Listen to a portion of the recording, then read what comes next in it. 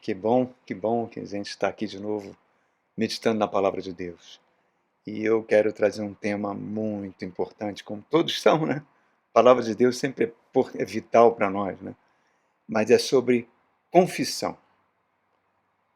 Eu vou usar um salmo, Salmo 32 do rei Davi, né? Que traz uma realidade que é fundamental. A ausência de confissão de pecados bloqueia a vida de Deus tem para nós. Deus é luz e o pecado é trevas.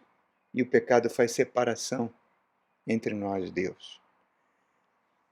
A confissão de pecado permite que uma reconciliação com Deus e permite que a luz de Deus venha sobre as nossas vidas.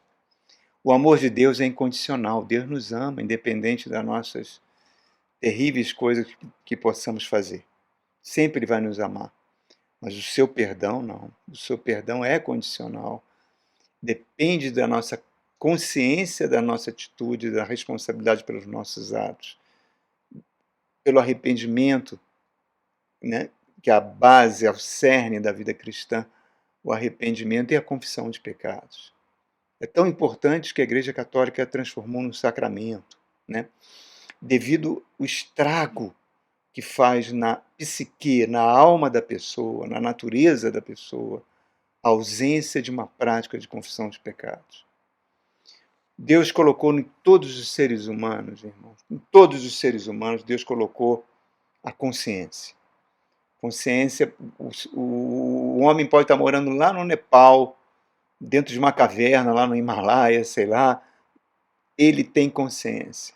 E essa consciência sempre o alerta quando ele comete algo que viola a lei de Deus, né? Que leva ele a pecar. Então, sempre a consciência vai acusar. O que acontece? Acontece que as pessoas muitas vezes vão cauterizando a sua consciência. Cauterizar é um termo que vem da medicina, que na época das guerras, né, do século XIX, início do século XX, quando haviam aquelas situações de combate, aqueles hospitais de campanha, não havia os recursos de antibióticos que tem hoje, então o cirurgião vinha com ferro quente na ferida aberta, ele queimava os nervos, né? Cauterizava os nervos, para evitar que eles provocassem dor.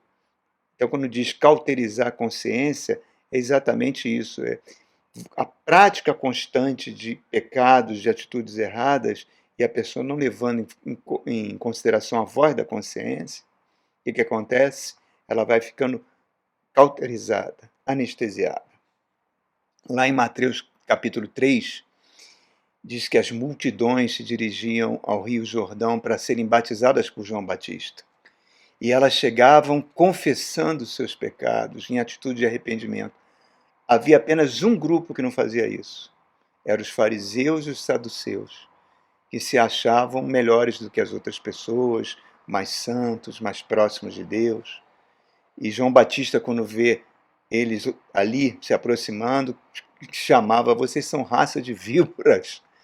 Vocês acham que são filhos de Abraão, que têm privilégio? Olha, Deus pode pegar um monte de pedra e transformar em filho de Abraão. Se você não se arrepender, Deus não pode fazer nada por você. Isso era tão sério que a igreja primitiva praticava a confissão de pecados de uma maneira tão viva, porque entendia que era uma arma espiritual. Era uma base para a renovação diária.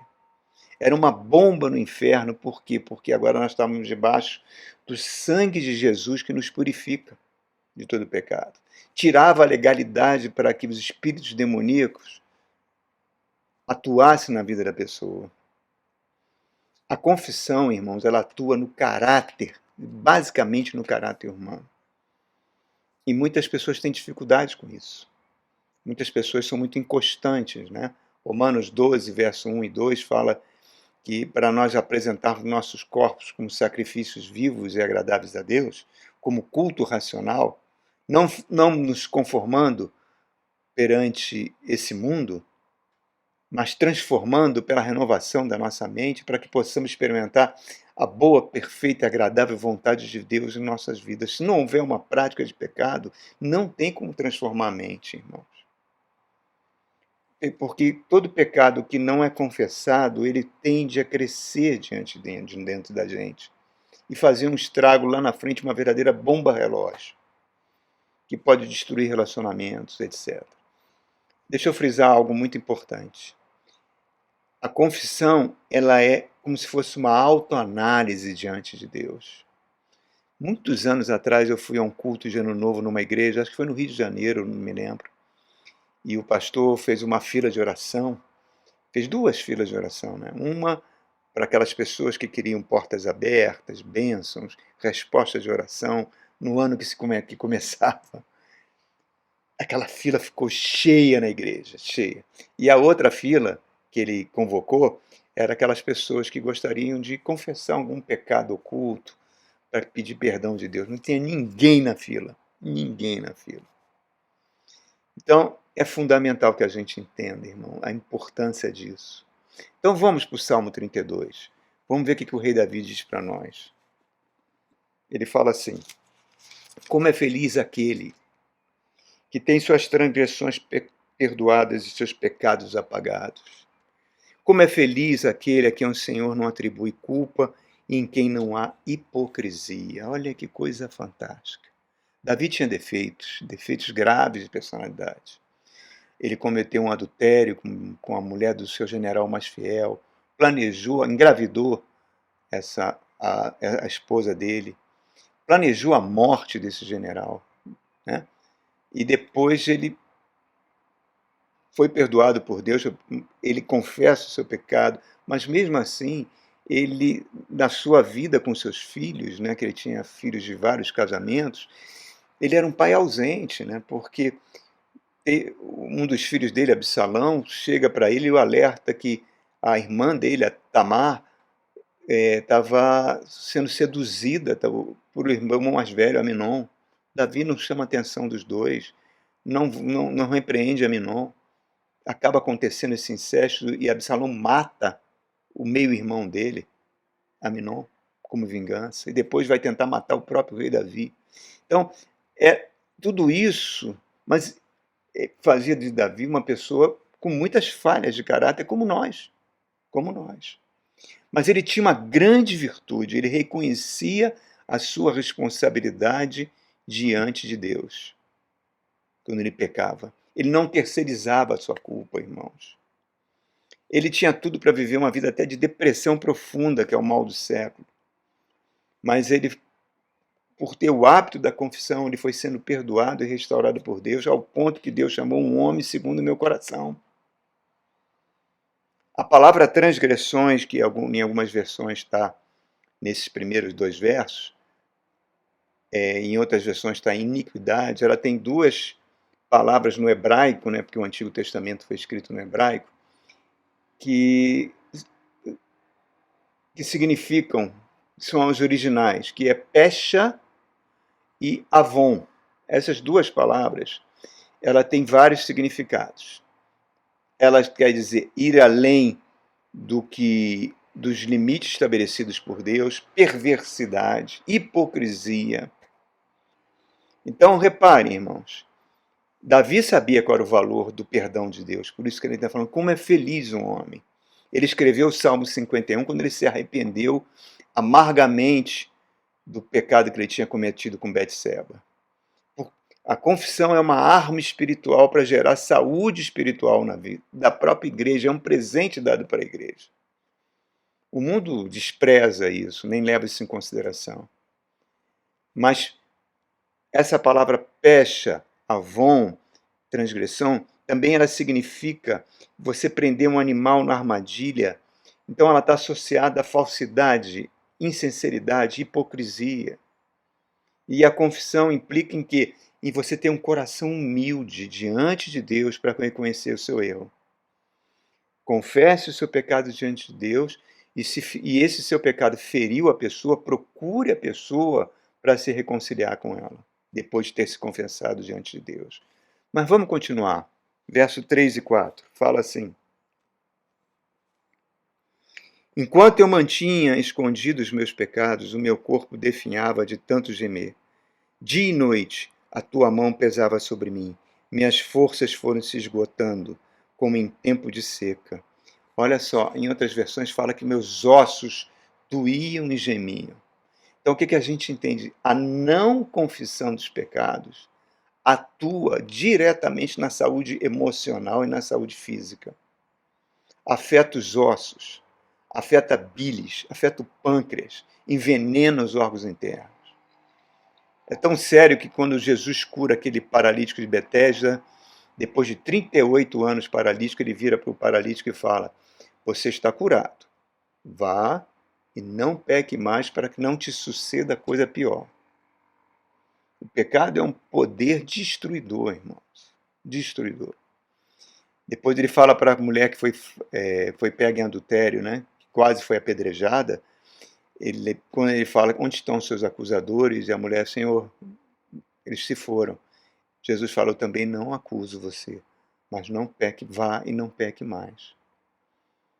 Porque o pecado tem esse poder terrível, irmãos. E se não for confessado, ele causa uma destruição interna. É um ácido corrosivo. A reforma protestante, ela não deu muito valor a isso. Talvez pela Igreja Católica ter transformado a confissão de pecado numa romaria, numa ladainha de Aves Marias e Pai Nosso. Mas isso não justifica, irmãos. Nós precisamos ter esse espírito de confissão. Provérbios 28, 13 diz que aquele que não confessa os seus pecados, as bênçãos de Deus são bloqueadas na vida dele, a prosperidade não acontece na vida dele. Agora, aquele que confessa e abandona os seus pecados recebe a misericórdia de Deus. Por quê? 100% de acordo com a vontade de Deus. Então é fundamental para que a gente receba o perdão de Deus, que hoje nós estamos numa situação muito privilegiada, porque o sangue de Cristo está disponível para nos purificar de todo pecado. E para evitar que a nossa consciência produza angústias ou sentimentos piores. Como ele está dizendo aqui, afeta os ossos, afeta a culpa, gera depressão, gera perda de ânimo, perda de vigor. O mundo acha ridículo isso, que tem a consciência cauterizada, né? Por isso tanta coisa, tanta desgraça todo dia. Mas é bênção para a igreja isso, irmãos. Guardar pecados não confessados queima o vigor espiritual. Traz vergonha de orar. Traz vergonha de ir à igreja. Perde o espírito de ovelha. Não crê mais, a sua fé fica abalada. Lá em Gênesis capítulo 3, verso 8, quando Adão peca e Deus vem no jardim para conversar com ele, ele se esconde de Deus porque ele sentiu vergonha. A característica do pecado é essa, é trazer vergonha e fazer a gente se esconder.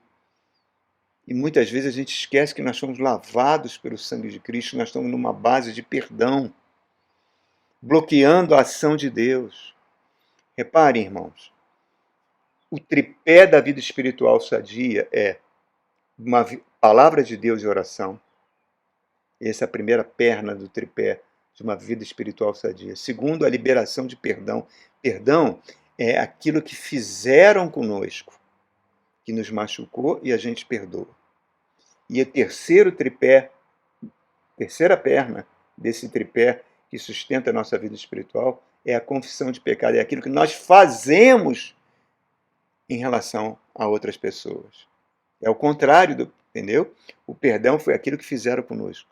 A confissão de pecado é aquilo que a gente faz, tanto a nós mesmos, quanto a outras pessoas, e que machuca, que fere. Todos nós temos um grau de narcisismo dentro de nós. Né? O narcisista, ele, num grau muito extremo, ele só pensa no seu próprio prazer, na sua própria satisfação, e que as outras pessoas existem exclusivamente para satisfazer isso. É uma doença. É uma doença de alma. Todo ser humano, por causa do pecado, tem um grau de narcisismo. Né? Então, reparem, queridos, a gente tem muitos exemplos na Bíblia de pecado não confessado que gerou problemas sérios. Sansão é um exemplo, um homem forte, um homem poderoso, um juiz mais poderoso de Israel, destruía exércitos com a sua força. Foi se envolvendo com uma mulher totalmente fora da aliança de Deus.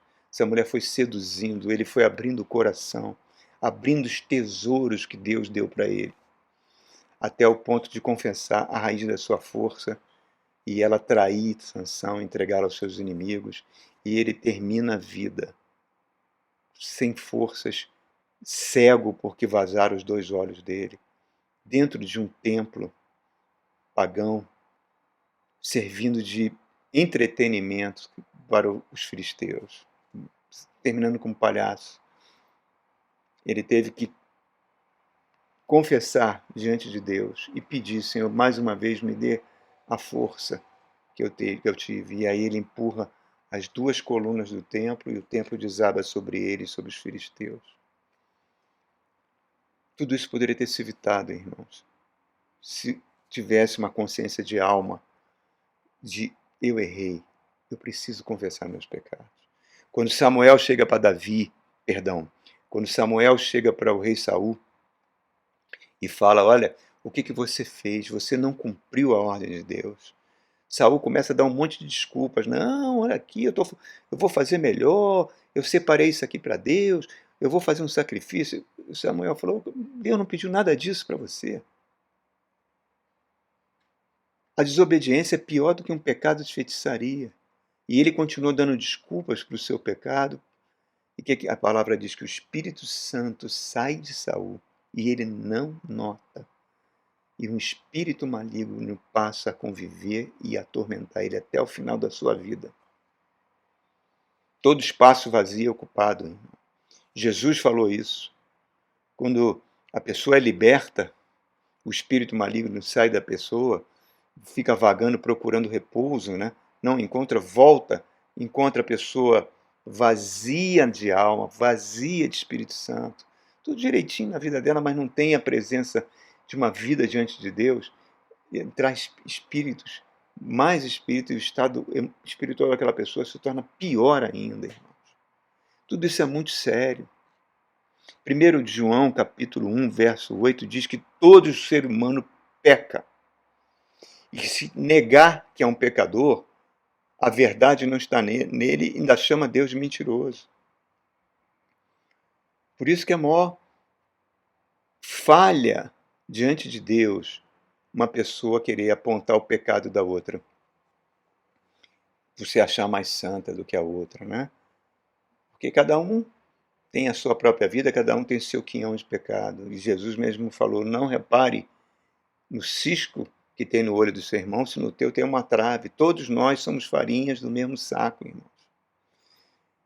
Todos nós somos pecadores. A Bíblia diz que todos pecaram, todos estão destituídos da glória de Deus. Então o pecado é uma realidade tremenda na nossa vida. Mas 1 de João, capítulo 3, verso 4 e 9, diz que agora a prática do pecado não acontece mais, porque a semente de Deus habita em nós. Se nós tivermos uma prática de pecado deliberada, a Bíblia diz que a semente de Deus não está em nós não pertencemos a Deus, e sim ao diabo. Pode ler lá em 1 João capítulo 3, verso 4 a 9. Então, quando eu confesso o poder do perdão de Deus baseado no sangue de Jesus, não é baseado nos meus méritos, baseado no que Jesus fez na cruz, a Bíblia diz que ele é fiel e justo para perdoar. Mas vamos continuar. Verso 5 fala assim: então reconheci diante de ti o meu pecado, não encobri as minhas culpas. Eu disse: confessarei as minhas transgressões ao Senhor, tu perdoaste a culpa do meu pecado. Olha que coisa fantástica, irmãos. Quando você, na lei dos homens, no direito humano, quando alguém confessa um crime, a sua pena é reduzida. A lei dos homens é um reflexo da lei de Deus, né? É uma sombra pálida da lei de Deus. Da justiça humana é uma sombra da lei divina. Quando Davi confessa com honestidade, Deus libera o perdão. E Davi, naquela época, não tinha o que nós temos. Ele não tinha a divina semente. Né? Não tinha aquilo que está em 1 de Pedro, capítulo 2, verso 24, que no madeiro ele levou os nossos pecados. Então ele falou: ó, eu reconheci, eu não ocultei, eu recebi a cura. Como é bom que isso é maravilhoso, irmãos. Porque se esconder pecado traz derrota. Está lá em Josué capítulo 7 um exemplo. Quando eles conquistam Jericó, se achavam invencíveis, né? O povo. E aí a próxima cidade é Ai, uma cidade pequenininha. Josué fala: não precisa mandar o exército todo, não, mandar poucos homens. Sofre uma derrota terrível, terrível.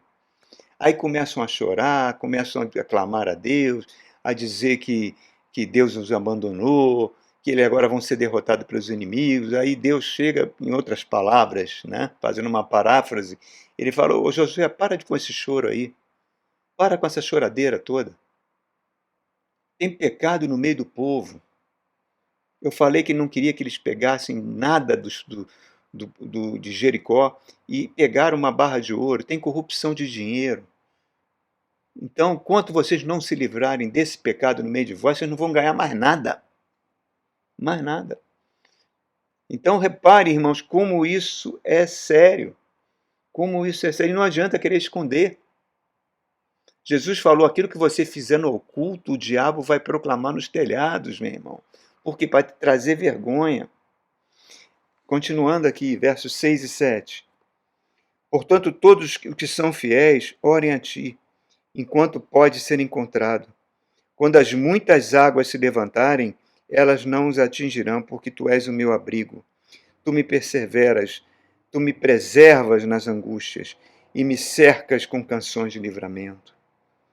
E olha que coisa fantástica que ele está falando. Águas na Bíblia significa tribulação, dores, coisas que se levantam na vida para tentar nos derrubar. Jesus falou: naquele que obedece o meu mandamento, constrói a sua casa sobre a rocha, as águas vêm, batem, ela não é derrubada. Então, a confissão de pecados nos fortalece. E por mais vergonhosa que ela seja, porque confessar um pecado é sempre uma vergonha, ela é saudável. Mesmo que ela produza uma tristeza no nosso coração, a tristeza, segundo a Deus, não mata. E se você praticar aquele pecado de novo, você vai ver que ele vai se tornando mais esporádico, mas cada vez mais esporádico, até que um dia você vai abandonar completamente, porque o próprio Espírito vai trabalhando dentro do teu espírito e a confissão vai te purificando. Porque diante de Deus, meu irmão, não vale máscaras. Não, não vale. A miséria do pecador, ela dá as mãos à misericórdia de Deus. Andam juntas. Agora, o pecado não confessado traz desgraça na vida. Irmãos, olha só. Na parábola do cobrador incompassivo, né, Jesus conta que aquele homem não quis perdoar a pessoa que devia o dinheiro a ele, e o rei entregou-lhe para que entreguem ele aos verdugos. Quem são os verdugos? São espíritos malignos que vão trazer opressão na vida da pessoa. Então, repare, o perdão protege-nos contra esse tipo de espíritos malignos. Traz proteção espiritual. Agora, a confissão de pecado é o contrário, ela protege a nossa natureza, o nosso psique, porque o pecado teme a luz e se esconde na escuridão. Agora, continuando, verso 8 e 9. Eu instruirei e ensinarei no caminho que você deve seguir. Eu aconselharei e cuidarei de você. Agora é Deus falando, não é mais o rei Davi. Ó. Não seja como o cavalo ou burro que não tem entendimento, mas precisam ser controlados com freios e rédeas. Caso contrário, não obedece. Muitos são as dores dos ímpios, mas a bondade do Senhor protege quem nele confia. Alegrem-se no Senhor, exultem vocês que são justos. Cantem de alegria, todos vocês que são retos de coração. Retos de coração, justo, tudo isso é como Deus nos olha. Então, quando a gente peca, a gente faz separação, mas quando a gente confessa, Deus se aproxima de nós. Então, ele está falando: olha, se você não faz isso, o Espírito Santo está falando: eu vou te guiar todo dia. Mas se você não fizer isso, deve ser como se fosse, ele usa uma palavra pesada, você é um burro. Você é um asno que não tem entendimento. É uma palavra dura que ele está usando. É fundamental que a gente tenha isso na mente. Depois ele fala no verso 10, o ímpio vai experimentar muitas dores e sofrimentos, porque ele ridiculariza isso. Então, repare como o Espírito Santo trouxe isso para nós, por meio do rei Davi, nesse salmo tão lindo, para nos alertar, para nos instruir, para que a gente tenha uma prática diária de confissão de pecados, irmãos. Eu exorto a você que você faça isso algo diário na sua vida. Um momento do dia, ou quando você for dormir, ou quando você acorda, que você faça isso. Não esconda os pecados, seja honesto diante de Deus. Fala, Senhor, eu faço isso que eu gosto de fazer, mas eu sei que isso entristece a Ti. Então, me ajuda, Senhor, me ajuda a não ter mais prazer naquilo que te entristece o coração. E Deus vai te ajudando, irmão. Ele está falando, eu vou passar a te guiar. Olha que coisa fantástica. Olha como é importante isso, irmãos. Vamos botar isso em prática. Amém? Vamos fazer como o rei Davi está nos ensinando. Que Deus abençoe você tremendamente e até o nosso próximo encontro. Fique com Deus.